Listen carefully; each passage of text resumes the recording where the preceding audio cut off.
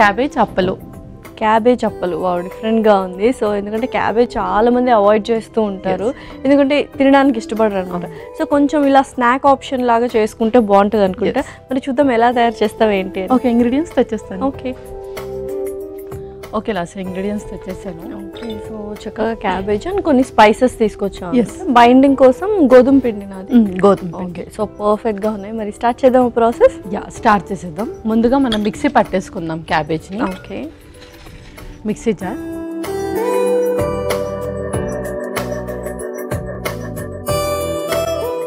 So first cabbage. So ఇందులో మనకు vitamin C ఎక్కువగా ఉంటుందన్నమాట. సో ఏదైతే మనం మెడిసిన్స్ తీసుకుంటామో అది అబ్జర్వ్ అవ్వాలి అంటే వైటమిన్ సి ఇంపార్టెంట్. అండ్ అలాగే ఇమ్యూనిటీ పెంచడానికి. సో ఏ కండిషన్స్ అయినా సరే మనకు ఇమ్యూనిటీ పెరగడం చాలా ఇంపార్టెంట్ కాబట్టి ఫస్ట్ వైటమిన్ సి. ఎట్లాగో మనం ఫ్రూట్స్ రెగ్యులర్గా తీసుకుంటూ ఉంటాం, బట్ మెడికేషన్స్ యూస్ చేస్తున్నప్పుడు మనకు టేస్ట్ బడ్స్ అనేది పోతుంది. సో కొంచెం స్పైసీగా తినాలనిపిస్తుంది, అలాంటి వాళ్ళకి ఇది బెస్ట్ ఆప్షన్. సో మిరపకాయలు కూడా వేసుకోవాలి. పచ్చిమిర్చి కూడా వేస్తాం ఇందులోనే. కొంచెం సాల్ట్ కూడా వేస్తాం. Okay, spoon.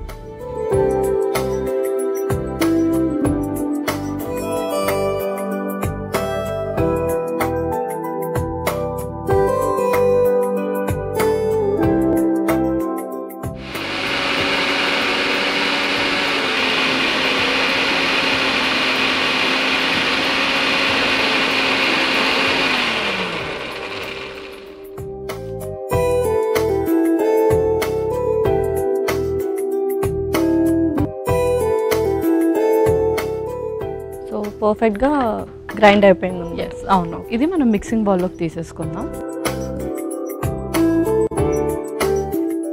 సో ఇలా ఎవరైనా కొంచెం ఇష్టం లేని ఇంగ్రీడియంట్ తీసుకుంటే ఇలా మిక్స్ చేయొచ్చు అనమాట మనం. మిక్స్ చేసేయచ్చు హ్యాపీగా.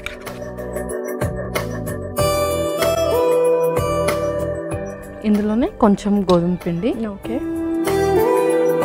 కొద్దిగా వాటర్ క్వాంటిటీ ఉంది కాబట్టి చూసుకుంటూ లాస్ట్లో వాటర్ వేసుకుంటే సరిపోతుంది. అవును, అన్ని మిక్స్ చేసుకున్నాక వేసేసుకోవాలి. అలాగే ఉల్లిపాయ ముక్కలు.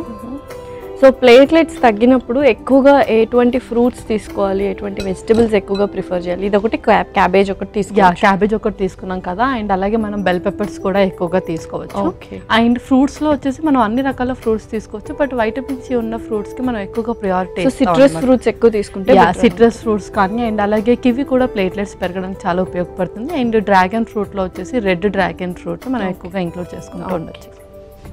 ఆ తర్వాత కొంచెం జీరా. ఇప్పుడు స్పైసెస్ వేసేసుకుందాం. ముందుగా కొంచెం కారం, ధనియా పౌడర్, గరం మసాలా, కొంచెం పసుపు, అలాగే సాల్ట్ కొంచెం. సో అల్లం వెల్లుల్లి పేస్ట్ కూడా తీసుకొచ్చాము. అల్లం వెల్లుల్లి పేస్ట్ కూడా వేస్తాము. అల్లం వెల్లుల్లి పేస్ట్. ఇందులోనే కొంచెం కొత్తిమీర కూడా వేస్తాం.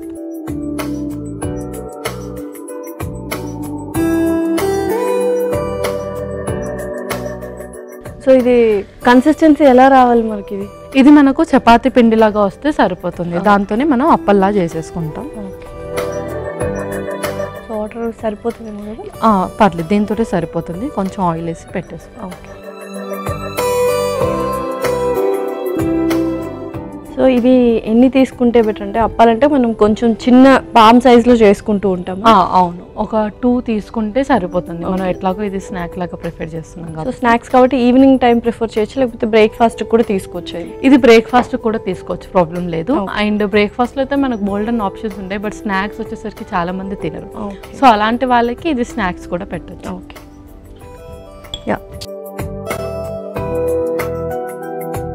కొంచెం ఆయిల్. సో అప్పాలు కాబట్టి కాస్త గట్టిగానే చేసుకోవాలి కదా పిండి మనము. అవును, వాటర్ కంటెంట్ కొంచెం తక్కువ వేసి. సో ఎప్పుడైనా సరే ఎవరికైనా పిల్లలకు కూడా డెంగ్యూ అనగానే ప్లేట్లెట్స్ అనేది చాలా త్వరగా తక్కువైపోతూ ఉంటాయి. ఎప్పుడు వాళ్ళకి ఫ్రూట్స్ అలా కాకుండా మనం ఇలా కూడా ప్రిఫర్ చేయవచ్చు. సో అయితే అసలు అందులో క్యాబేజ్ ఉందని కూడా తెలియదు చాలా మంది. జస్ట్ గోధుమ పిండి వేసి ఏదో సమ్ పరాటా లాగా చేసాము అనుకుంటున్నాం. అవును. సో అలా మనం ఏదైనా ఇప్పుడు క్యాబేజీని మిక్సీ చేసాం అప్పుడు ఏమైనా న్యూట్రిషనల్ వాల్యూస్ తగ్గే అవకాశాలు ఏమైనా ఉన్నాయా? ఏమీ ఉండదు అంటిల్ మనం దాన్ని ఆయిల్లో ఎక్కువగా డీప్ ఫ్రై చేస్తే తప్ప ఇలా మిక్సీ పట్టడం కానీ స్టీమ్ చేయడం లీచింగ్ ప్రాసెస్ చేయడం సో ఇలాంటి ప్రొసీజర్స్లో మనకు న్యూట్రిషన్ వాల్యూ అనేది తగ్గదు. ఓకే. సో మొత్తం కలపడం అయితే అయిపోయింది కదా? యా అయిపోయింది. ఇంక ఇప్పుడు మనం అప్పల్లా చేసేసుకుందాం. ఓకే.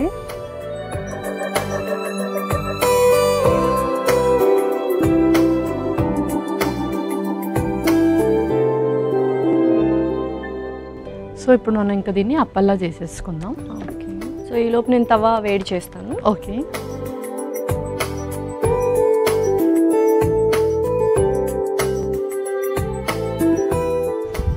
కొద్దిగా ఆయిల్,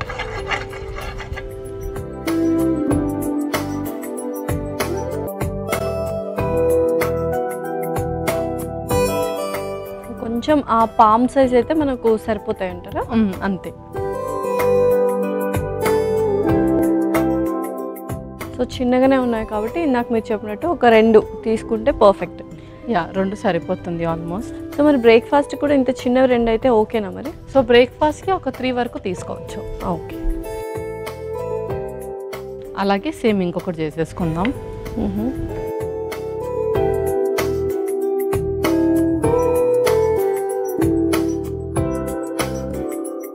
సో మనం డీప్ ఫ్రై చేయట్లేదు కాబట్టి హెల్దీ కుకింగ్లోనే వెళ్ళిపోతున్నాం అనమాట.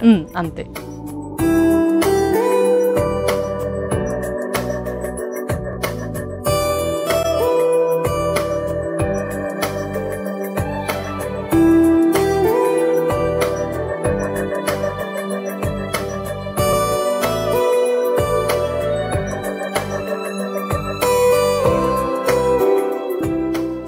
సో చక్కగా ఇలా కొంచెం టేస్టీగా హెల్దీగా తీసుకోవచ్చు. ఆల్రెడీ ప్లేట్లెట్స్ తగ్గుతున్నాయంటేనే కొంచెం వాళ్ళకి విల్ పవర్ కూడా తగ్గిపోతుంటుంది. అలాంటప్పుడు ఇటువంటి ఫుడ్ ఇస్తే కొంచెం ఎన్హాన్స్ అవుతారు వాళ్ళు కొద్దిగా. సో చక్కగా 2 వైపులా కాల్చుకుందాం. ఓకే పల్లవి, సో చక్కగా 2 వైపులా కాల్చుకున్నాము. మరి ఇంకా సర్వ్ చేసుకోవడమేనా? ఇంకా మనం సర్వ్ చేసుకుందాం.